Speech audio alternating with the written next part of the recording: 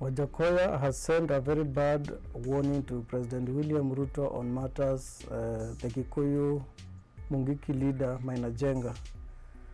Anaambia Ruto wachana na Mungiki. 1997, when I was practicing law in UK, the issue of Mungiki became very apparent, which informed us to find out what we were going to do with that brutal regime of President Moi, when he wanted to castrate all young Kikuyu males of the ages of 13 and 19. When he circled them and killed many of them, and many of them were thrown in Karura Forest, many of them were thrown in Ngong Forest. In addition to that, and you'll allow me to speak because I have a very strong history with the Mungiki issue as somebody who led the UN to come into this country. At the same time, Moi was vilifying the young Kikuyu male. He also vilified the Kikuyu women, female, young kids. So I called Koigi Wamwere, who is still alive and who can verify this story. I invited him to come to London with the young Kikuyu males that had come in running away for asylum, and at that particular time, they had been denied asylum. So we had to lobby Kenneth Baker, who was the Prime Minister at that particular time.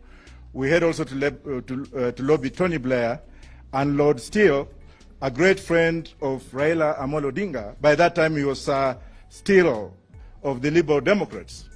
We went ahead and also included the Scottish National Party and also other political parties to look into the issue of thematic assassinations and killings of the Kikuyu male, of the Kikuyu young male, and depopulating their women. And this history that we are writing down. As a result of that, we lobbied the United Nations Human Rights Commission, of which they sent our special rapporteur, Professor Philip Sons, who came on a fact-finding mission in this country, and then he found out, what he found out was very appalling. He made his report to the United Nations in New York, and then the United Nations High Commissioner for Refugees in Switzerland came up with guidelines on how to treat asylum seekers from this nation, especially of the Kikuyu origin. And that's why we heard for the first time lots of them being given asylum in the UK. I went ahead and joined the then president of Ghana, Jerry Rawlings, whom we convinced to ship out some of these Mungiki leaders. As a result of that, many of them were shipped to Mozambique, one of them being Ndunge Wariungi, who was shipped out with a Portuguese passport. You can find that out from him. And because of thematic and systematic killings, our lives were put in danger, save for James Orengo and Mheshimiwa Raila Odinga, who is sitting here, who came in London, made many trips in London to console with us, with those particular families that had lost their siblings. I hold the former president accountable for the thematic elimination of the Kikuyu community, something that Gachagua is now repeating. And let me assure you that we are appealing to the British government not on cameras.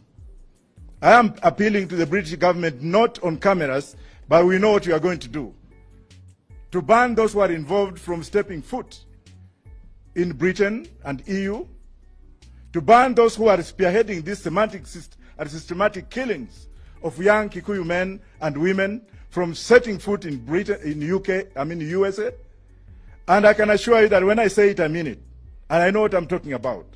And with Baba being here, and the other lawyers being here, and other leaders being here, I can assure you for free that we, having been outside the country, knowing the history of what the Kikuyus did for this country, of what the Kikuyus have done in the entire world, of what the Kikuyus have done to open up the economic development of this country, of how much money is brought in this country through Kenyans in the diaspora, many of them who originated from Mungiki, many of them who remained outside, many of them who suffered, and thank God they have settled in UK, they have settled in the United States, and they are bringing money in the country to improve the economy of this country. Yet some MFs are now taking advantage of political ramifications to kill them.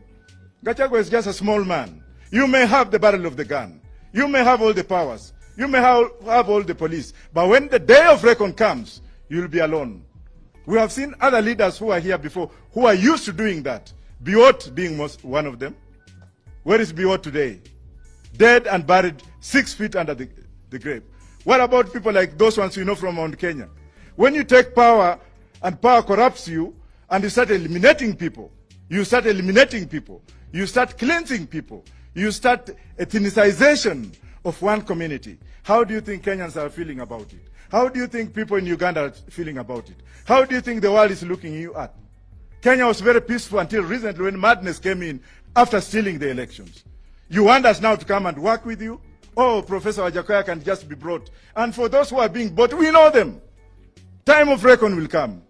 We are here to appeal to this government to leave Maina Njenga alone. Leave Maina Njenga alone, because you are just making a mole out of a mountain.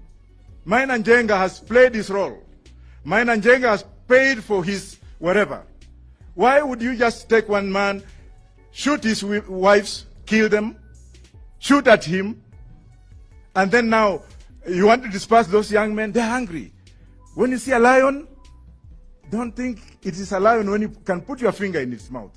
Gachagua has just put his mouth, he has just put his finger in the young men who are hungry, making Kikuyus to fight Kikuyus. How do you think other tribes in this country are feeling like? How do you think the Luos are looking at them? What about the Luyas and the Masais? Oh, Kikuyu sasa wameanza kupigana wenyewe kwa wenyewe. Kikuyus are very peaceful people. I have a daughter from that community. I have friends from that community. In the police, I've been promoted by people from that community. In the last general election, I was financially supported by people from that community. Please give me time. Please. I'm angry. Give me time, because this is something which is going right inside my soul. We cannot allow this. We shall never allow this. And for you who are here, who are related to members of the Kikuyu community, how do you feel when one man who is using taxes belonging to the Kenyan people, who wants to eliminate the entire society, you kill one Kikuyu, 10 are born every day. Moi tried that. Kill 5, 100 are born. These are like the Jewish people.